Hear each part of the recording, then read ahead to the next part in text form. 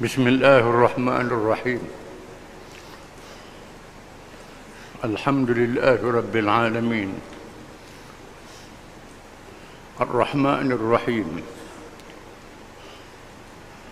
مالك يوم الدين إياك نعبد وإياك نستعين اهدنا الصراط المستقيم صراط الذين أنعمت عليهم غير المغضوب عليهم ولا الضالين آمين. والصلاة والسلام على رسول الله وعلى آله وصحبه ومن تبعه ونصره ووالاه. ربنا زدنا علما وارزقنا فهما وحكمة.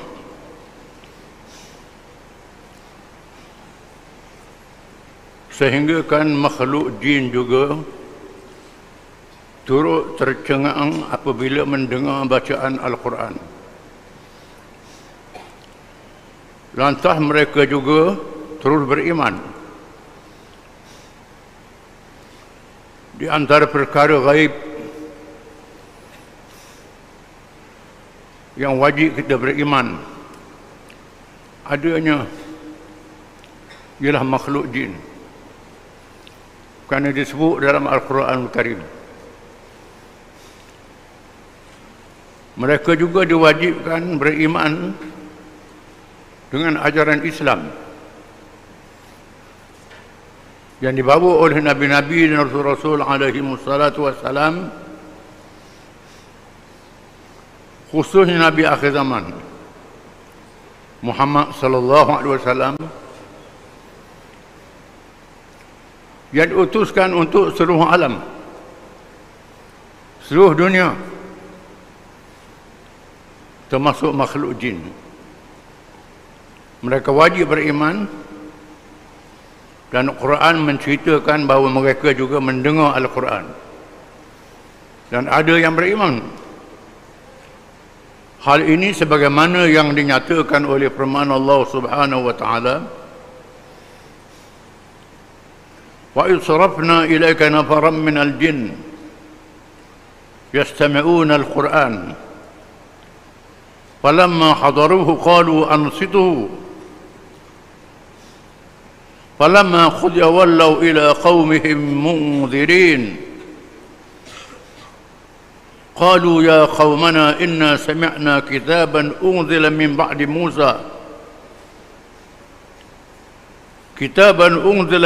موسى مصدقا لما بين يديه يهدي إلى الحق وإلى طريق مستقيم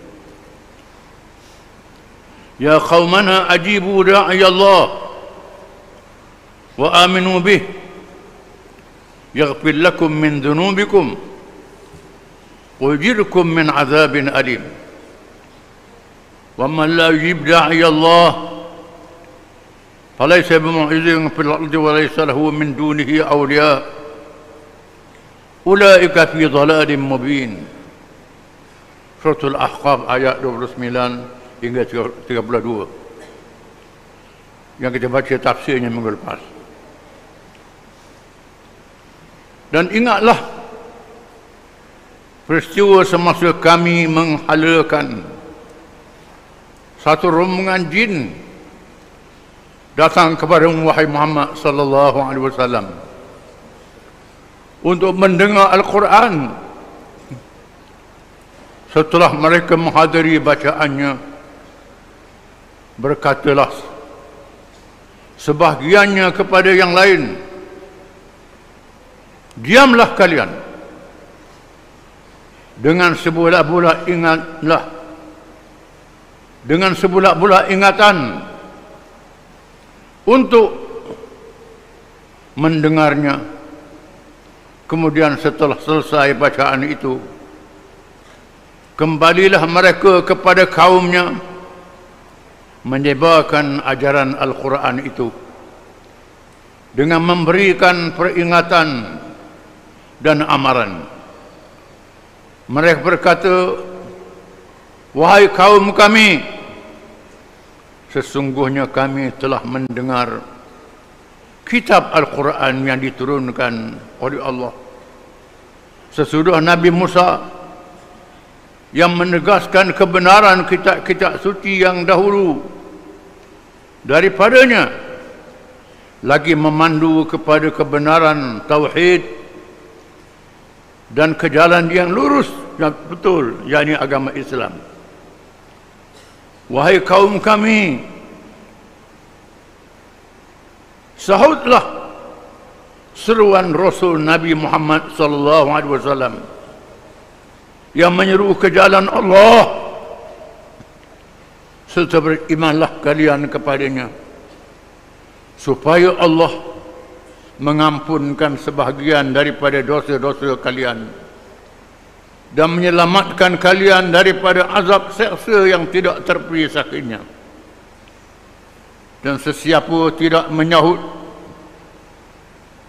seruan Rasul yang mengajaknya ke jalan Allah, maka dia tidak akan dapat melepaskan diri daripada balasan azab, walau ke mana sahaja dia melarikan diri di bumi, dan dia tidak akan beroleh sesiapa pun selain daripada Allah sebagai pelindung yang membelanya. Mereka yang demikian sifatnya berada dalam kesesatan yang nyata. Diriwayatkan oleh para ulama, ketika Nabi balik daripada berdakwah di Suq Ukaz, tempat perhimpunan orang Arab, tiap-tiap musim berpesta di situ. Mereka berjual beli, bersaing, berpidato, menunjuk kebolehan masing-masing. Dikenali pasang Ukaz. Nabi ambil peluang berdakwah, mengajak mereka masuk Islam, bertemu dengan pemimpin-pemimpin yang datang ke situ dan orang biasa. Dalam perjalanan balik, Nabi singgah satu tempat nama Nakhlah dan bersemayang subuh. Di masa itu lalu rombongan jin yang mencari rahsia apa yang berlaku di bumi setelah mereka dihalang untuk mendapat rahsia-rahsia langit yang mereka dapati sebelumnya. Selama ini mereka dapat rahsia-rahsia yang akan turun ke bumi, tiba-tiba ditutup. Mereka dihalang oleh serangan-serangan para malaikat, serangan serpihan bintang. Mesti ada suatu perkara yang besar berlaku. Dalam mereka meronda, tiba-tiba mendengar Nabi sedang sembahyang subuh. Mereka berhenti dan mendengar bacaan Quran yang menakjubkan. Mereka adalah jin kalangan penganut agama Yahudi zaman Nabi Musa alaihissalam. Mereka dapati apa yang disebut Quran tu sama dengan kitab Taurat. Ini menandakan bahawa ini juga Rasulullah. Mereka wajib beriman kepadanya. Setelah mereka dengar, suruh jangan bising, sama-sama mereka dengar betul dengan khusyuk. Mereka pulang ke tempat mereka, memberitahu kaum mereka. Mereka mendengar seorang Rasul yang baca kitab Allah. Maka wajib beriman dengan Rasul itu. Kalau tak beriman, celakalah kita. Tak boleh melarikan diri daripada azab Allah. Nak lari ke mana? Mesti beriman kepadanya. Selepas itu, mereka satu rombongan berjumpa dengan Nabi SAW. Firman Allah Ta'ala dalam surah Al-Jin, قل أوحي إلي أنه سمع نفر من الجن فقالوا إنا سمعنا قرآنا عجبا يهدي إلى الرشد فآمنا به ولن نشرك بربنا أحدا. katakanlah wahai Muhammad sallallahu alaihi wasallam, telah diwahyukan kepadaku bahawa sesungguhnya satu rombongan jin telah mendengar Al-Quran yang aku bacakan, iaitu mereka menyampaikan hal itu kepada kaumnya dengan berkata, sesungguhnya kami telah mendengar Al-Quran, sebuah kitab suci yang susunannya dan kandungannya sungguh menakjubkan, kitab yang memberikan panduan ke jalan yang betul, iaitu lalu kami beriman kepadanya dan kami tidak sekali-kali akan mempersekutukan sesuatu makhluk dengan Tuhan kami. Ayat ini ringkas. Cerita ini sama lebih kurang, di mana mengikut riwayatnya Nabi tak sedar. Nabi tak sedar bahawa jin sedang mendengar.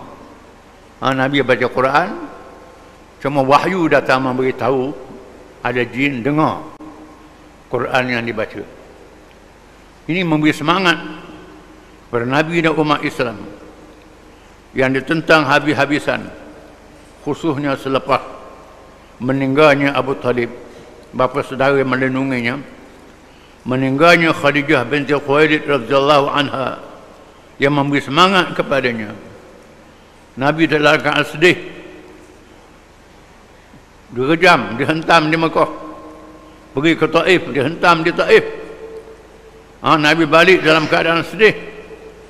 Allah memberi semangat, wahai Muhammad, jangan takut, jangan bimbang, risalahmu akan sampai pada seluruh makhluk, termasuk makhluk jin. Kewajipanmu menyampaikan. Allah Ta'ala akan jadikan agamamu berkembang ke seluruh dunia, termasuk makhluk jin akan beriman kepadamu. Maka semua hukum dan keputusannya adalah benar dan adil. Semua hukum yang ada dalam Quran adalah benar dan adil. Bukan semua janjinya semestinya berlaku. Antaranya ialah janji Allah bahawa akan berlakunya ajal dunia dan hari kiamat. Terlalu banyak ayat dan dalil-dalil yang menyatakan janji tersebut. Quran adalah kitab Allah yang benar. Semua perkara tersebut Quran adalah benar. Semua hukumnya adalah adil, menyebabkan makhluk jin tergaman mendengar benarnya Quran itu. Kita manusia buat apa? Kena percayalah. Kalau Quran menceritakan perkara-perkara zaman dulu yang berlaku ketika Nabi Muhammad belum lahir lagi, dalam keadaan Nabi tak tahu membaca, tak tahu menulis, Mekah tak ada tempat belajar, tapi Nabi tahu cerita-cerita zaman dulu, cerita kaum Nuh, kaum Ad, kaum Samud, Fir'aun dan lain-lain, kaum yang dimusnahkan.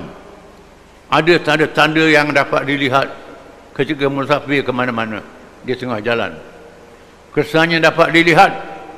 Begitu juga cerita Nabi-Nabi zaman dahulu, walaupun tak ada tanda-tanda yang zahir macam perkara jahiliah, tetap benar dan betul. Tentang kejadian langit, peredaran matahari, bulan, bintang, cakrawala, awan di langit disebut dalam Quran, dan kajian-kajian mendapati apa Quran sebut adalah benar, maka hukum Quran adalah benar. Maka cerita hari kiamat yang disebut dalam Quran adalah benar.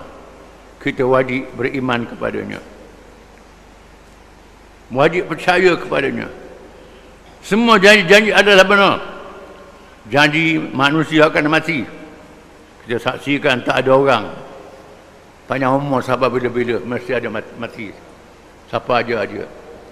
Maka dunia juga ada ajalnya, makhluk ada ajalnya, kita kena percaya. Dan Allah Ta'ala berjanji akan ada kebangkitan semula hari kiamat, dihidupkan semula. Itu adalah benar, kita wajib percaya kepadanya. Terlalu banyak ayat dan dalil yang menyatakan janji tersebut. Antaranya firman Allah Subhanahu wa taala, "Kaifa takfuruna billahi wa kuntum amwatan fa ahyaakum thumma yumitukum thumma yuhyikum thumma ilaihi turja'un." Surah Al-Baqarah.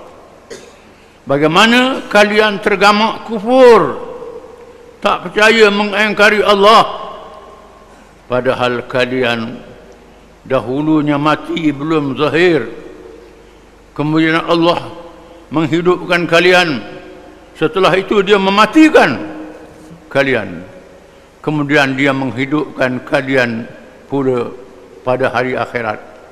Akhirnya kalian dikembalikan kepadanya untuk diberi balasan bagi segala yang kalian kerjakan dalam kehidupan dunia. Quran beritahu bagaimana kamu lawan Allah Ta'ala. Kamu sudah ada, kamu dulu tak ada. Tak ada, mati tak ada tu. Kosong, tak ada apa. Kemudian kamu dijadikan manusia dalam perut ibu kamu.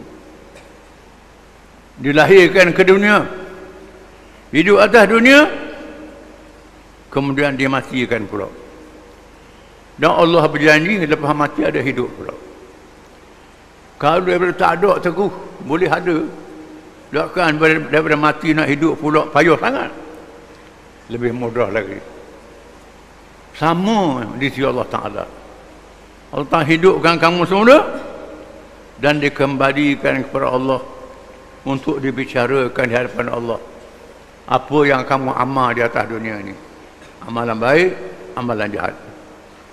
Kemudian firman Allah Subhanahu wa taala, "Rabbana innaka jami'un nas liyaumin la raiba fih, innallaha la yukhliful mi'ad."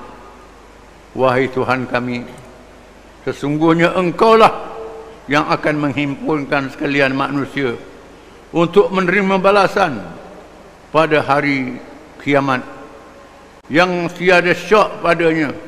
Sesungguhnya Allah tidak akan pernah memungkiri janjinya. Wahai Tuhan kami, doa yang diajar kepada kita dalam Quran. Wahai Tuhan kami, Allah, Engkaulah yang akan menghimpunkan kami pada hari kiamat yang tidak syak lagi berlaku. Tak ada ragu sedikit pun.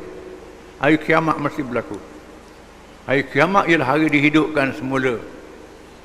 Mereka yang telah mati dihimpunkan, dikumpulkan semuanya. Itu janji Allah. Dan Allah tidak mungkir janji sekali-kali. Allah Ta'ala tak mungkir janji. Bila berjanji, berlaku. Berlaku sungguh. Walaupun juta-juta tahun nama mana mesti berlaku. Bila berlaku itu urusan Allah Ta'ala. Firman Allah SWT lagi, "Fal yanzuruna illa sa'ata an ta'tiyahum baghtah faqad jaa asyratuha fa anna lahum idza ja'atuhum dzikrahum." Surah Muhammad. Kiranya golongan yang engkar masih tidak mahu menerima peringatan yang diberikan kepadanya, maka tidak ada lagi yang mereka tunggu-tunggu malaikat hari kiamat yang akan datang kepada mereka secara mengejut, kerana sesungguhnya telah lahirlah tanda-tanda kedatangannya. Jika demikian, maka bagaimanakah mereka dapat menerima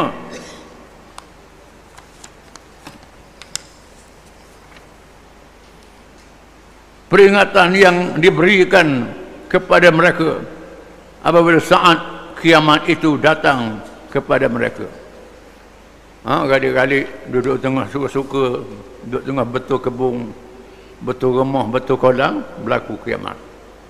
Itulah keadaannya. Banyak disebut dalam Quran, manusia ni lala, termasuklah mati, duduk bahasa hidup sama.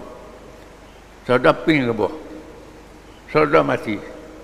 Itu kehidupan kita. Kiamat pun begitu juga. Sudah berlaku. Ketika manusia dalam keadaan lalai, berlaku kiamat. Memanglah kiamat itu berlaku ketika tak ada lagi orang yang beriman. Manusia dalam keadaan selada-ladanya. Wallahu alam.